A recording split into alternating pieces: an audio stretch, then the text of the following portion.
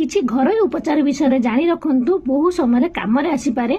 ଶିଶୁର ନାଭି ଶୁଖେଇବା ପାଇଁ ପୁରୁଣା ଗାଈ ଘିଅ ଉଷୁମ କରି ଲଗାନ୍ତୁ।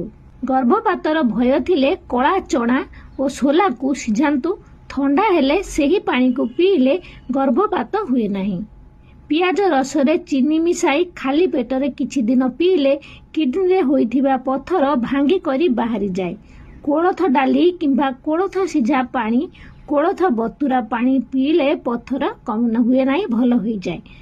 ଅତିରିକ୍ତ ହାକୁଟି ଆସୁଥିଲେ ଅଧ ଗ୍ଲାସ ପାଣିରେ ଚିନି ମିଶାଇ ସରବତ କରି ପିଇଲେ ହାକୁଟି ସଙ୍ଗେ ସଙ୍ଗେ ବନ୍ଦ ହୋଇଯାଇଥାଏ। ଅଁଳା ଚୂର୍ଣ୍ଣ ଏବଂ ଗୋଲମରିଚ ଚୂର୍ଣ୍ଣକୁ ଏକତ୍ର ମହୁ ସହିତ ମିଶାଇ ଦାନ୍ତରେ ଘଷିଲେ ଦାନ୍ତ ସଫା ରହେ। ଦାନ୍ତର ଅନେକ ରୋଗ ମଧ୍ୟ ଭଲ ହୋଇଯାଇଥାଏ।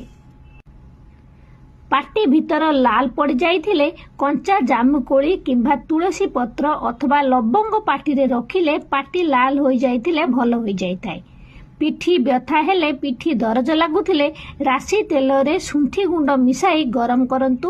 ପିଠି ସମ୍ଭାଳିଲା ଭଳି ଅଳ୍ପ ଉଷୁମ ଥିବ, ସେହି ତେଲକୁ ଉଷୁମ ଉଷୁମ ମାଲିସ କରନ୍ତୁ। ପିଠି ବ୍ୟଥା ଦରଜ ଭଲ ହୋଇଯାଇଥାଏ।